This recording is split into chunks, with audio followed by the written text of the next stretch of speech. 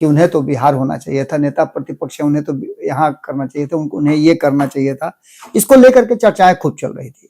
लेकिन जैसे ही तेजस्वी यादव के आने की खबर मिली, वैसे ही एक बार फिर से राजनीति गरमाने लगी है। राजद से उनका लगभग 4% के आसपास वोट प्रतिशत भी कम है। नीतीश कुमार के लिए हमेशा से एकदम माहौल जो है उनके अनुरूप रहा है। ओरमा ग्रुप, जो सोचता है वो करता है, आपके अपने सपनों का आशियाना। इस बस्ती के सजर पुराने होने लगे हैं। इस बस्ती के सजर पुराने होने लगे हैं। लगता है लोग अब सयाने होने लगे हैं। लगता है लोग अब सयाने होने लगे हैं। नमस्कार, एक बार फिर से आपका बाबा वाणी में बहुत बहुत स्वागत करते हैं। आज हम बात करेंगे तेजस्वी यादव के वापस लौटने का। तेजस्वी यादव के वापस लौटने से बहुत सारी कड़ियां जुड़ना शुरू हो चुकी हैं। एक तरफ जहां तेजस्वी यादव को लेकर के सवाल पूछे जा रहे थे, तेजस्वी यादव का देश से बाहर जाना सबसे बड़ा राजनीतिक सवाल हो गया था और हर कोई तेजस्वी यादव के किसी भी सवाल में इस सवाल को जोड़ देता था कि उन्हें तो बिहार होना चाहिए था, नेता प्रतिपक्ष है उन्हें तो यहाँ करना चाहिए था, उन्हें ये करना चाहिए था। इसको लेकर के चर्चाएं खूब चल रही थी। लेकिन जैसे ही तेजस्वी यादव के आने की खबर मिली, वैसे ही एक बार फिर से राजनीति गरमाने लगी है। और इसके गर्माहट में सबसे बड़ी बात हुई है कि तेजस्वी यादव ने सीधे सीधे नीतीश कुमार को एक बड़ा मैसेज भेज दिया है। हम आपको बताएंगे उस मैसेज के बारे में। बाबा वाणी में हम लगातार आपको बिहार की राजनीति की वो अनछुए पहलुओं पर ध्यान आकृष्ट कराने की कोशिश करते हैं जहां से बिहार में बहुत कुछ बदलने वाला है। हमने आपको लगातार खबरों में बताया है और उन खबरों का एक बड़ा सार के साथ साथ आखिर उस मैसेज में क्या है जो तेजस्वी यादव ने भेजा है, और उससे एनडीए गठबंधन के घटक दल जो हैं उनके भीतर एक अलग तरह का स्पार्क क्यों नजर आ रहा है। कहानी थोड़ी सी इंटरनल है, लेकिन सबसे बड़ी बात यह है कि इसका मौका भारतीय जनता पार्टी ने दिया है। भारतीय जनता पार्टी अक्सर आप जानते हैं कि जब आपका परिवार बड़ा होता है तो कई लोग कई तरह के होते हैं, कई मूड के, कई मिजाज के होते हैं। लेकिन जिस तरह की बात को लेकर के अचानक से विपक्ष को एक हथियार मिल गया है भाजपा को घेरने का, और खास करके तब जबकि भारतीय जनता पार्टी ने हाल फिलहाल में ही बिहार से पिक करके अपने पार्टी का सबसे ऊपर वाली कुर्सी बिहार के एक युवा को दिया है। नितिन नवीन को भारतीय जनता पार्टी का राष्ट्रीय कार्यकारी अध्यक्ष बनाया गया है। संभावना है कि वो अध्यक्ष भी बनेंगे। लेकिन इसके साथ साथ जो चीजें नजर आ रही हैं वो बड़ा ही गंभीर हैं और इसके साथ साथ बवाल भी बढ़ा चुके हैं। भारतीय जनता पार्टी चारों तरफ से घिरी हुई है और इसमें नीतीश कुमार की चुप्पी बहुत कुछ कहानी कह रही है। और उसके बाद तेजस्वी यादव का बिहार आगमन से पहले, देश आगमन से पहले नीतीश कुमार को एक मैसेज भेजा। इस मैसेज से क्या होगा, इसके मायने क्या है, तो हम आपको कुछ आंकड़े बताते हैं।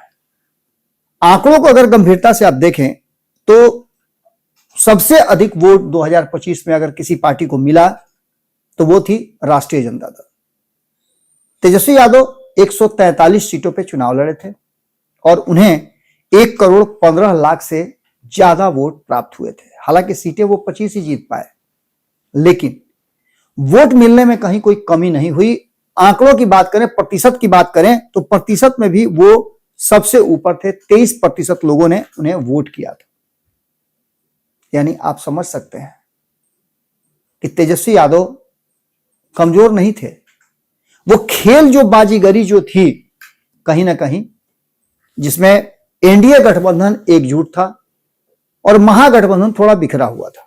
अंतर बहुत नॉमिनल है, थोड़ा अंतर है। आप उस अंतर को समझ पाइएगा जब आप ये समझिएगा कि लगभग 1 करोड़ वोट ही प्राप्त हुए थे भारतीय जनता पार्टी को, 1 करोड़ से थोड़ा सा ज्यादा। तो भारतीय जनता पार्टी 89 सीटें जीत करके आई। ऐसा क्यों हुआ?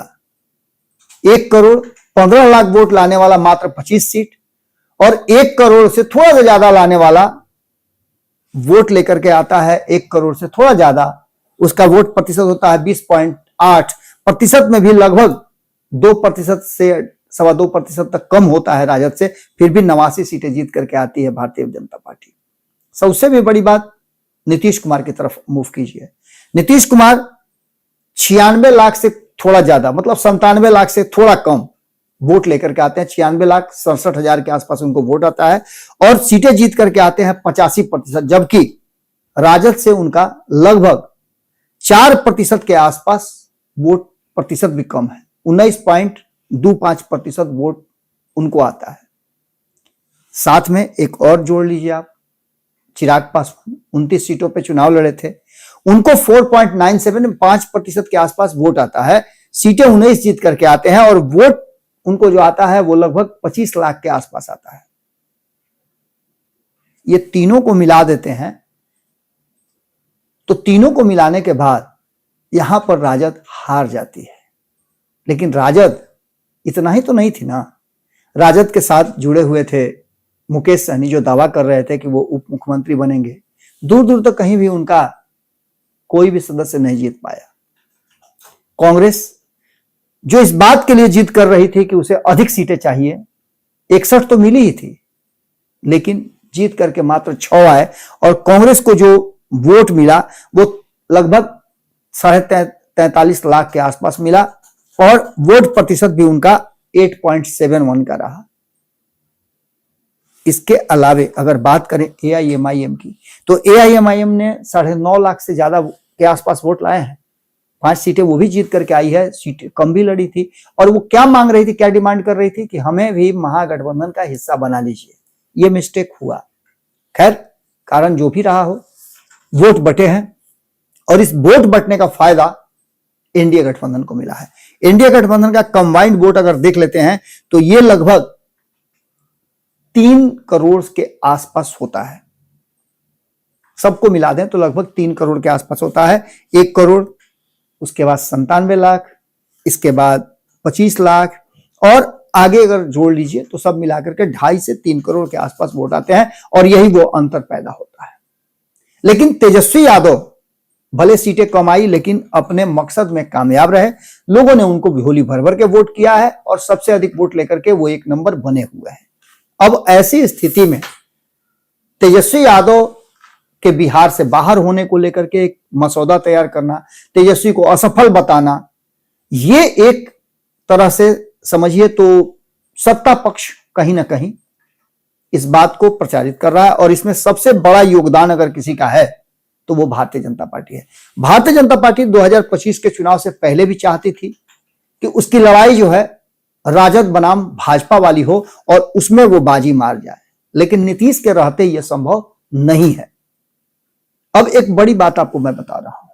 बड़ी बात यह है कि चाकू खरबूजे पर गिरे या खरबूजा चाकू पे गिरे, खाने वाले को तो स्लाइस से मतलब है। नीतीश कुमार के लिए हमेशा से एकदम माहौल जो है उनके अनुरूप रहा है। इस बार के चुनाव में भी आंकड़ों की अगर जोड़ गणित आप देखें तो उस गुणा गणित में कहीं ना कहीं नीतीश कुमार के बिना कोई सरकार बनती हुई दिखाई नहीं दे रही है। भारतीय जनता पार्टी की 89 सीटें 122 पूरा करने के लिए जो घटने वाले सदस्य हैं उसकी पूर्ति कहां से करेगी। चलिए हम मान लेते हैं कि उसमें से 19 सदस्य और जुड़ जाएंगे तो यह संख्या जो है कहीं ना कहीं उस संख्या के आसपास पहुंचती है जिसमें 122 को पूरा करने के लिए अपर्याप्त है। इस अपर्याप्त संख्या को पूरा करने के लिए 108 की संख्या, 118 की संख्या को पूरा करने के लिए कहीं ना कहीं अभी और लोगों की जरूरत होती है। वो जरूरत कहां से पूरा होगी? इसको पूरा करने के लिए सीधे तौर पे भारतीय जनता पार्टी को कुछ दाएं बाएं करना होगा और अगर दाएं बाएं करती है तो ऐसी स्थिति में यह संदेश वो देना नहीं चाहती है।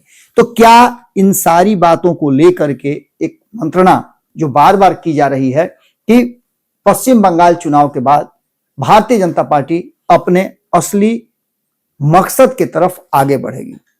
जब तक पश्चिम बंगाल का चुनाव है तब तक वो कोई भी ऐसा रिस्क नहीं लेगी। लेकिन इससे पहले कुछ ऐसी बातें भी हैं जिसको लेकर के एनडीए गठबंधन के भीतर हमने आपको बताया कि आपसी जो है वो विद्रोह शुरू हो चुका है। एक विद्रोह तो हमने आपको बताया कि उपेंद्र कुशवाहा को लेकर के है। उपेंद्र कुशवाहा ने जैसे ही एलजेपी के सदस्यों को शामिल किया तब एक विद्रोह भीतर मन में कचोट आया, दूसरी तरफ जब हिंदुस्तानी अवाम पार्टी से सदस्यों को ज्वाइन कराया तब कचोट हुआ। और इन सभी बातों को लेकर के कहीं ना कहीं ये दोनों जो अपने अपने हिसाब से तैयारी कर रहे हैं, एक कचोट तो निश्चित रूप से चिराग पासवान को है कि आखिरकार उन्हें एक और मंत्रालय मिलना चाहिए था। तो ऐसी स्थिति में अब जो परिस्थितियां बनी हैं, उन परिस्थितियों में नीतीश कुमार को मैसेज जो भेजा गया वो मैसेज क्या है? तो जैसा कि आप सभी जानते हैं कि उत्तराखंड की मंत्री हैं रेखा आर्या, उनके पति एक कार्यक्रम में जिस तरह से बिहार के लोगों का, बिहार की महिलाओं का अपमान किए, हालांकि इस अपमान के बाद उन्होंने माफी मांग ली है। गिरधारी लाल साहू उनका नाम है और वो वहां की मंत्री के पति हैं। एक कार्यक्रम के सिलसिले में उन्होंने बिहार की महिलाओं को लेकर के कुछ आपत्तिजनक बातें कही थी। इसको लेकर के पूरा का पूरा विपक्ष जो है खलबलाया हुआ है। और इस खलबलाहट में एक बात साफ नजर आ रही है कि कहीं ना कहीं भारतीय जनता पार्टी घिरी है और भारतीय जनता पार्टी अकेली भी पड़ गई है। हालांकि मंत्री पति ने माफी मांग लिया है, लेकिन उसके बावजूद भी विपक्ष छोड़ने के लिए तैयार नहीं है, क्योंकि विपक्ष के सबसे बड़े नेता जो बिहार से जुड़े हुए हैं, तेजस्वी यादव, उन्होंने नीतीश कुमार को एक मैसेज दिया है और यह मैसेज बहुत कड़ा मैसेज है। इस पर भले ही कोई रिएक्ट नहीं किया हो, लेकिन इस मैसेज में एक बात उन्होंने बड़ा ही साफ तरीके से कहा है। उस वीडियो को भी उन्होंने साझा किया है एक्स पर, जो उन्होंने पोस्ट किया उसमें जो लिखा है, उसमें बीजेपी नेता कह रहे हैं कि 10,000 रुपए में महिलाओं का वोट खरीदने के बाद अब बिहार में 20 से 25,000 में लड़कियां लेकर के आएंगे। भाजपाइयों की बिहार और महिलाओं के प्रति सदा से ही ऐसी विषैली सोच रही है।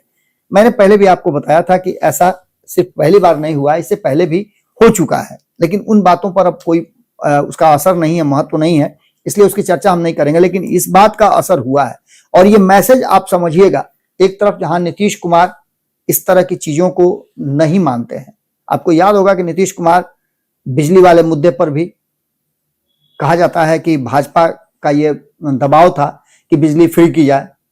10,000 रुपया भी भारतीय जनता पार्टी के ही एजेंडे का हिस्सा था। अब इन सभी बातों को लेकर के जब महिलाओं को लेकर इस तरह के आपत्तिजनक बातें कही जा रही हैं, तो तेजस्वी यादव का यह मैसेज नीतीश कुमार को निश्चित रूप से कॉन्वे हुआ होगा।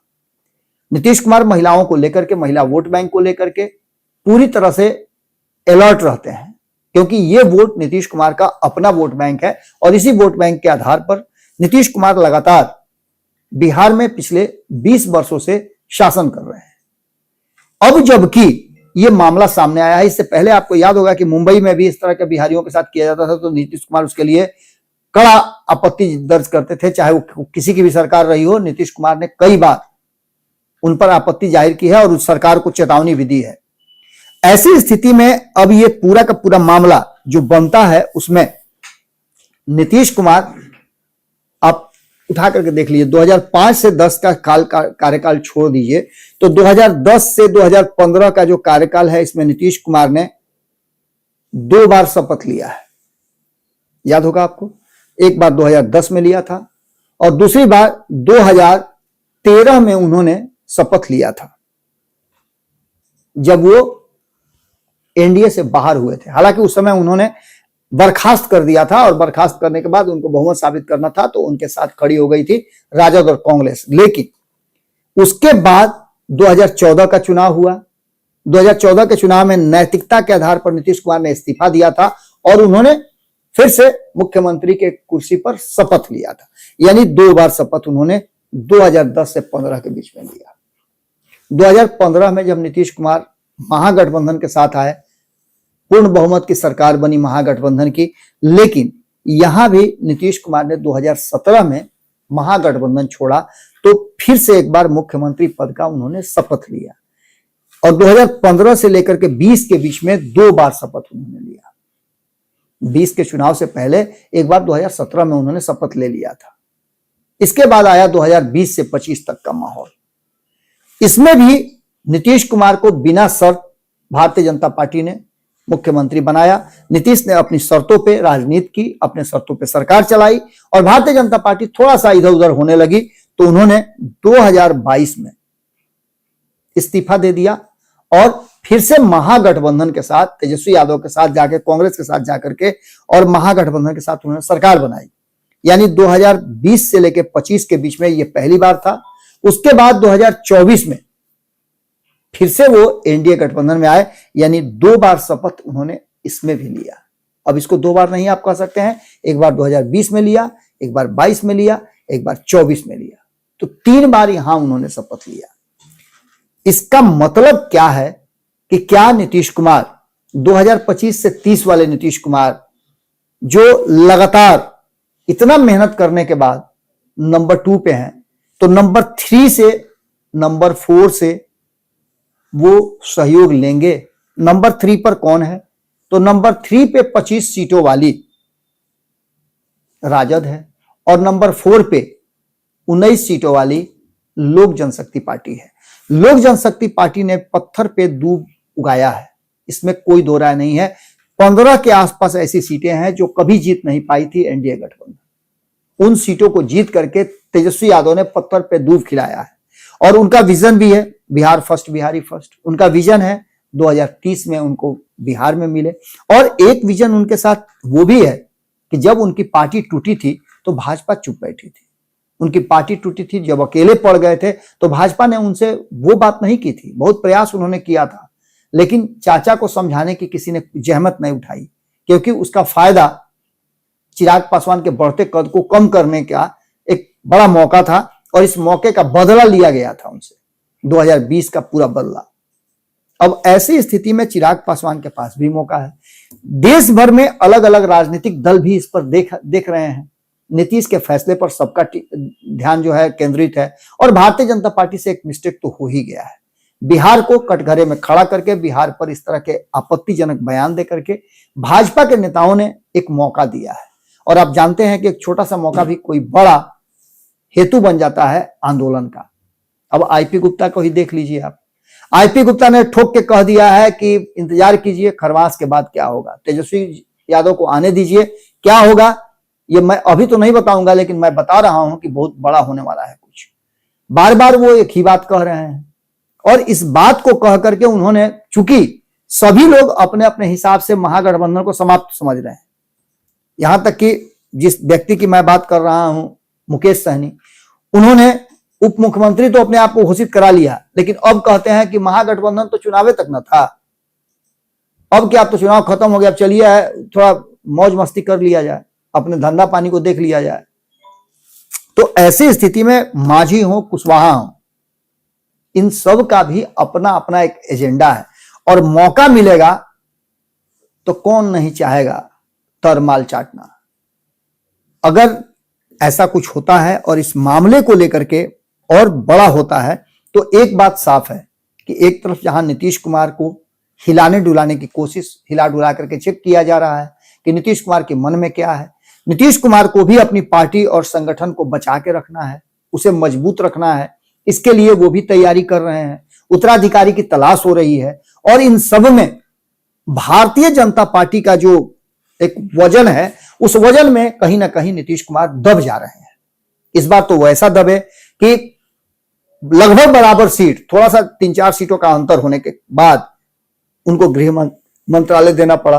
हालांकि उनसे जबरदस्ती नहीं लिया गया होगा, लेकिन कहीं ना कहीं उनको पेच में आकर के जो 20 साल से नहीं दे रहे थे, देना तो पड़ा ना। तो ऐसे में सबको इंतजार इस बात का है कि तेजस्वी यादव लौटते हैं तो क्या कुछ होता है, क्योंकि तेजस्वी यादव की 2 दिवसीय दिल्ली प्रवास और उसमें कई लोगों से उनकी मुलाकात, कई तथ्यों पर मंत्रणा और खास करके जो चुनाव होने वाले हैं 2026 और 27 में, उन चुनाव पर फोकस रखना इस बात की तरफ इशारा करता है कि कोई न कोई कहानी गढ़ी जा रही है। खरमास से पहले ही उखाड़ कबाड़ की पूरी तैयारी है। 8 तारीख को जब तेजस्वी यादव अपनी समीक्षा बैठक करेंगे, उस समीक्षा बैठक से बाहर निकलेंगे, तो देखने वाली बात यह होगी कि दही चूड़ा का जब प्लान बनेगा तो उस प्लान में किसको किसको निमंत्रण जाता है और कौन कौन उसमें शामिल होता है। इन सारी बातों पर हमारी नजर बनी हुई है। तेजस्वी यादव एक बार फिर से की फैक्टर हो गए हैं। सीटें भले ही कम आई हो, लेकिन प्रासंगिकता उनकी आज भी बनी हुई है। जैसे ही नीतीश का मूड बदलेगा तो तेजस्वी की जरूरत सबसे पहले पड़ेगी। इंतजार कीजिए, बिहार की राजनीति का वो अनछुआ पहलू हम आप तक पहुंचाते रहेंगे। आज के इस एपिसोड में, इस विश्लेषण में हम आपसे यहीं विदा लेते हैं। कल फिर मुलाकात होगी। बहुत बहुत धन्यवाद। नमस्कार। आपके सपनों को हमने सजाया है, ई होम्स पैनोरामा को हमने बनाया है। ई होम्स मेरा एक सपना था जिस पे मैं पिछले 4 साल से काम कर रहा था। हमने जो बनाया है वो सबने है माना। ई होम्स पैनोरामा में हो आपका भी आशियाना। और फाइनली हमने 2021 में इस प्रोजेक्ट को लॉन्च किया। बहुत लोग अप्रिशिएट कर रहे हैं कि पूर्णिया जैसे शहर में, बिहार के, एक तो बिहार की बात करें उसमें भी पूर्णिया जैसे छोटे जगह में इस तरह का लाइफस्टाइल देना, ये सुन के हम लोगों को बहुत अच्छा लगता है। ई होम्स में हमने कुछ और भी किया है, जैसे हम जिस जगह में रह रहे हैं हमारे फैमिली सिक्योर हो, उनको सिक्योरिटी का ध्यान में रखा है। आपकी सुविधा और सुरक्षा आपके लिए खास है, ये आपका विश्वास है। इसमें आर्टिफिशियल इंटेलिजेंस का 7 लेयर सिक्योरिटी का हमने इस्तेमाल किया है। लस ग्रीन कैंपस को बनाया है। यदि हमारा बाउंड्री वाल है तो वो वर्टिकल गार्डन है। ये जितनी भी फैसिलिटी होता है एक इंटरनेशनल टाउनशिप में ई होम्स है, ये हम लोग विश्वास नहीं कर पा रहे हैं। जो भी हमारे मित्र, दोस्त या जो भी हमारे बाहर के बाहर आते हैं तो हम लोगों को बहुत अच्छा सुनने को मिलता है और बहुत अच्छा क्रेडिट मिल रहा है। वो सारा हमने सिर्फ एक बिल्डिंग नहीं बनाया, हमें एक बहुत अच्छा लाइफस्टाइल दिया ई होम्स में, और मेरा एक सपना था जिसको मैं आज फुलफिल होते हुए देख रहा हूँ। ये आपका आवास है। ई होम्स पैनोरामा में अब आपका निवास है। E homes panorama, luxurious lifestyle redefined. Panorama group, जो सोचता है वो करता है। अगर ये वीडियो पसंद आई और वह बिहार के राजनीति और बिहारियत से सरोकार रखेनी तो सब्सक्राइब बटन दबा के चैनल के सब्सक्राइब कर ली। ओजे एगो घंटी बा, ओकरा बटन दबा देला से कुल सटीक और मारक खबर रुआ मुफ्त में मिल जाई। अगर रुआ पत्रकारिता के हमनी के नया प्रयोग में सहयोग कर चाहतानी तो ज्वाइन बटन दबा दी। पेटीएम नंबर नोट कर ली 9386816700।